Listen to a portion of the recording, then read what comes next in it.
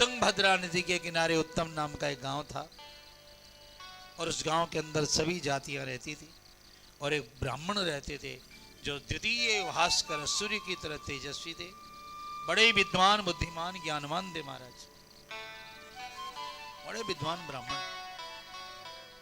उन्होंने अपने यज्ञ याग आदि कराकर बहुत धन कमाया। उनकी पत्नी का नाम धुंधुली था, जो सदा लड़ाई झगड़े को ही ज्यादा पसंद करती थी। तेरा मेरा उसके माथे में बहुत भरा पड़ा, एक मिनट भी कभी शांति से बैठ नहीं पाते थे। अशांत व्यक्ति धुंधली होता है, जो कभी शांत रहे नहीं। तबला भी बजाते हैं ना, तब तक हम लोग चढ़ा के रखते हैं, बजाना बंद उतार देते, नहीं तो ये भी फट जाएगा। जिसकी खोपड़ी 24 घंटा चढ़ी रहती है, क्या होगा उसका पता। अरे कभी तो शांत रहो भाई। जहां बेटा हजारों बात लाखों बात याद आती है। अशांत मन तो धुंधली है। आत्मदेव के धुंधली के कोई संतान नहीं थी। किसी ने कहा पंडित जी दान धर्म करो, उन्होंने आधा धन दान दे दिया, फिर भी नहीं हुई। तब विचार किया क्या करें, तो आत्मदेव ब्राह्मण जंगल में चले गए। कोई न कोई संत मिले, महात्मा मिलेगा तो काम पड़ जाएगा। जंगल में गए तो एक महात्मा से मुलाकात हो गई। वो आकाश की तरफ देख रहे थे। कहा क्या देख रहे थे? कहा भगवान की प्रतीक्षा कर रहा हूं। कहा महाराज प्रतीक्षा तो कर रहे हो, ठीक हो, मुझे एक बेटा दे जाओ। रोने लगा पैर पकड़कर जोर जोर से। उन्होंने कहा कदम रोदसी विप्र, तुम ब्राह्मण क्यों रो रहे हो? क्या तेरे को चिंता काहे जा रही है? उसने कहा महाराज चिंता नहीं, महाचिंता। घर में गाय लाता हूं तो बच्चे नहीं देती है, पेड़ लगाता हूं फूल नहीं पैदा होते। ऐसा दुर्भाग्य है, संतान नहीं है। न लड़का हुआ जिंदगी में, न लड़की। एक तो होता, लड़का होता तो मेरा पिंडदान करके मोक्ष हो जाता, और लड़की होती तो उससे ज्यादा अच्छा होता। का क्या ज्यादा अच्छा होता? का कन्या दान करके वैकुंठ में रिजर्व कर लेता सीट। कन्या हो ना तो बड़ी खुशी की बात है, मोक्ष तुम्हारे हाथ में, और लड़का हो तो मोक्ष दूसरे के हाथ में। कन्या दाता बड़ा होता है ब्रह्मांड में हमारे। महाराज ने कहा 7 जन्म भी तेरे संतान का जोग नहीं दिख रहा माधव। महाराज मेरे तो नहीं है, पर आप तो दे दीजिए कृपा। यदि नहीं देंगे तो तालाब में डूबकर आत्महत्या करने आया हूं मैं तो। एक संत के आगे कह रहा है। संत ने बहुत समझाया। राजा सगर के 60,000 थे, कोई काम आया? बेटा नहीं है एक दुख है, और हो करके चला जाए तो 2 दुख है। और भैया हो करके माँ बाप को रोज बाल खींचे मारे, लात मारे, ना बात माने तो महादुख है। इसलिए ईश्वर की इच्छा में इच्छा मिलाओ। मैं बोला महाराज घर गृहस्थी वाले एक छोरा हो जाता,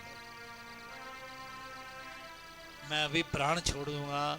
जो ही तालाब में डूबने के लिए जा रहा था, महाराज ने कहा ले तेरे भाग्य में संतान नहीं है, और मेरे भाग्य में अगला जन्म नहीं है, और तेरे को अक्कल देने के लिए एक बार तेरा बेटा बनकर आऊंगा। और एक आम का फल दिया, कहा जो पत्नी को दे दो बेटा हो जाएगा। सत्य, पवित्रता, अच्छी चीजें पालन करेगी तो होनहार बेटा होगा। पंडित जी तो जानते थे धुंधली कैसी है।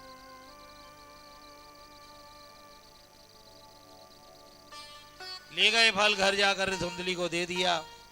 कोई काम आ गया, मैं तो जा रहा हूं, वहां खा लेना इसको, ये संत का दिया हुआ वरदान है, बहुत दुर्लभता से आया है, खा लेना, देख बेटा होगा ही होगा।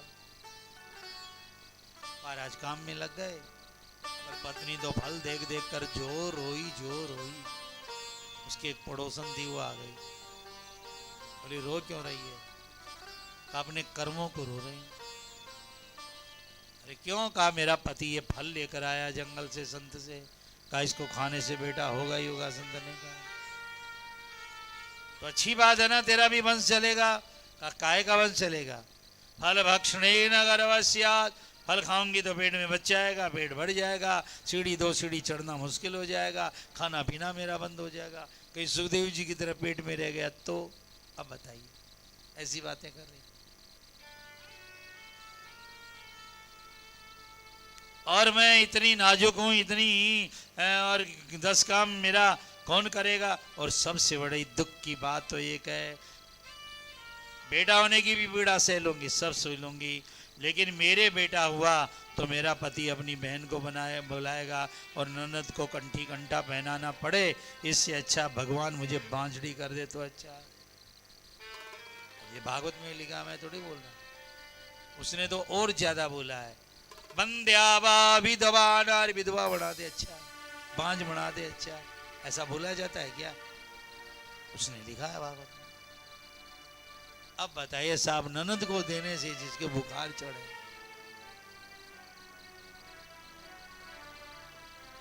और इस संसार में याद रखिएगा, कोई किसी के भाग्य का नहीं लेता है, जिसके भाग्य में होता है वही मिलता है।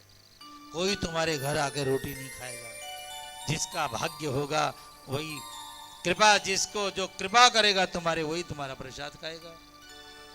कौन ले सकता है? कौन किसको दरकार किसी रोटी? तो भैया वो लोग हमारे घर आते हैं, प्रणाम हमारा कर जाते हैं, उनके आज भोजन किया, प्रसाद किया, खाते अपने भाग्य का ही है।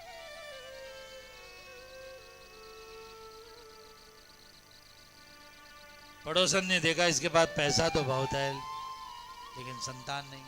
उसने कहा देख मेरे तो पहले से ही 8 खेल रहे हैं और 9 होने वाला है, तो थोड़ा पैसा दे तो मैं मेरी कोख बेच सकती हूँ।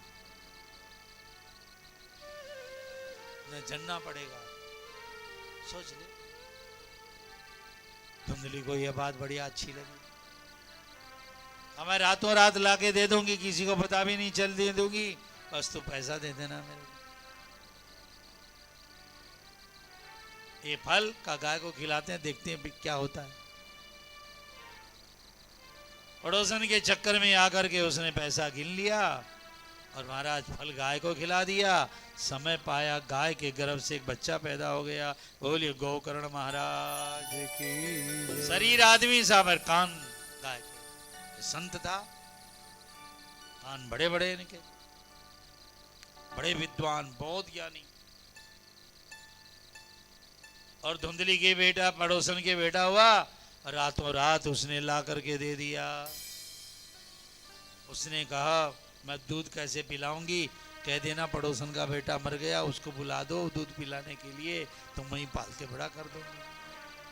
हमारा आत्मदेव देखने काले रंग का लड़का एकदम भूत जैसा पैदा हो गया। कहा महात्मा जी वरदान देते तो ऐसा ही होता, आप में तो अक्ल है नहीं। पंडित जी को पढ़ा दिया बेचारे। एक घर में 2 बच्चे पलने लगे, धुंधकारी, धुंधली ने नाम रखा गोकर्ण। सारा गांव देखने आया, देखो भाग्य, क्या तो संतान नहीं होती थी, अब गाय के भी लड़का हो गया। समय आया, दोनों बच्चे बड़े हुए।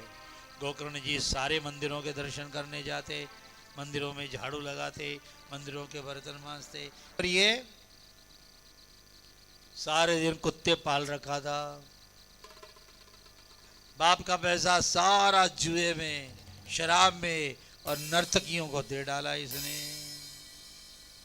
और गोकर्ण जी महाराज हर घर में गोकर्ण महाराज कीर्तन करा रहे हैं, भजन करा रहे हैं, और धुंधकारी बाप का सारा पैसा जुए में, शराब में, कुकर्म में डाल रहा है। एक दिन उसने बाप से कहा पैसा दे, बाप ने नहीं दिया तो लात खींच खींच के मारी।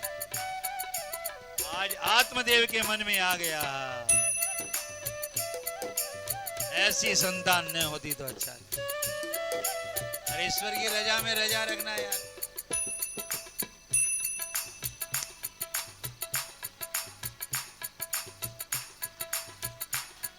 आत्मदेव सोच रहा मर जाऊं तो अच्छा, मरने के लिए जो ही जंगल में जा रहा था।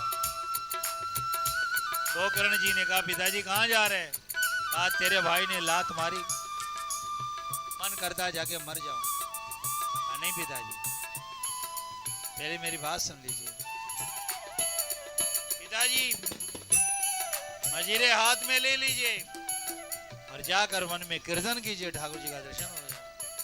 भागवत में लिखता मुक्तिम अवापनियतम दशमस्य पाठात्।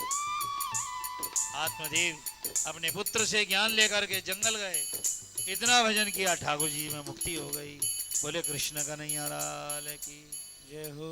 और धुंधकारी ने देखा बाप तो गया, माँ को उसने कहा पैसा कहाँ दबा रखा बता। उसने नहीं बताया तो जलती हुई लकड़ी लेकर इतना पीटा उसको, आखिरी में वो भी कुएं में कूद के भूतनी बन गई, मर गई। अब बताइए क्या दशा हुई। जो लोग ईश्वर की रजा में रजा नहीं रखते हैं ना, अशांत हो जाते हैं। ठाकुर जी की रजा में रजा रखो। भगवान जितना सुख देगा उतना बेटा या बाप या पत्नी या भाई नहीं दे सकता जितना तुमको ईश्वर सुख दे सकता है। रहो परिवार में पर ईश्वर को अपना मानना चाहिए, यही बड़ी बात है।